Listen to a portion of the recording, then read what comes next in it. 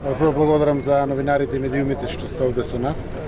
Уште многу рано наутро од 6 сабајле од Скопје тргнавме и сме овде на теренот каде што најголемиот пожар.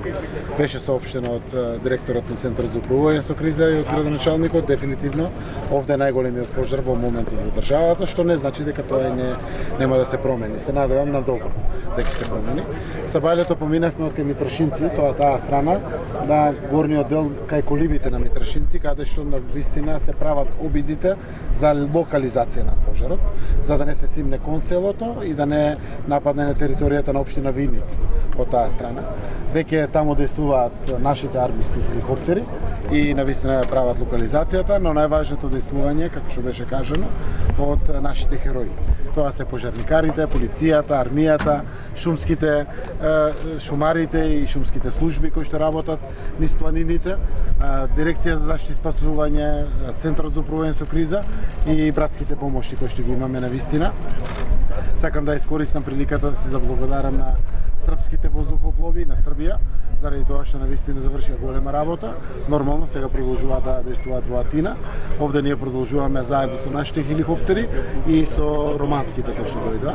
Благодарен сум и на пријателска Бугарија, заради тоа што тука ја чуваме заедно границата и заедно нашите противпожарни служби и бугарските се борат со огнените стихии. Сите од нив имаат задача по овие ридови позади мене.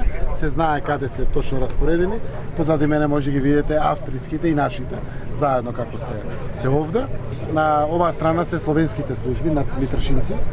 Поминавме низ планината, каде што е пожарот, каде што гори и каде што е изгорено. И навистина видовме како е целото тоа опустошено. Се гледат краевите на самите пожари, се прави обиди овде да се локализира целиот пожар, со тоа што станато внатреки изгоре и на тој начин да се совлада пожарот. Важно е што се заштитени сите луѓе, важно е што се заштитени сите куќи, штали и имоти на граѓаните во целиот овој дел. Секако голема загуба е тоа што е изгорено делот на шумите, но веруваме дека во брзо време ќе ги возобновиме. Стручните служби кажуваат дека тоа што е изгорено 30 до 40% останува уништено, сепак 50, 60, 70% може да се возобнови.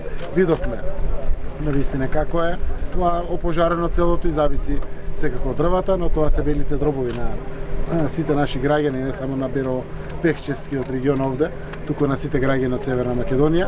Јас верувам дека ваквата солидарност, системско функционирање, хиерархиската поставеност во координација со меѓународни сили кои што се овде кај нас, го дадоа резултатот за да може да кажеме дека се локализирани или се локализираат самите пожари на подрачјето на Беровско-Пехчевскиот регион.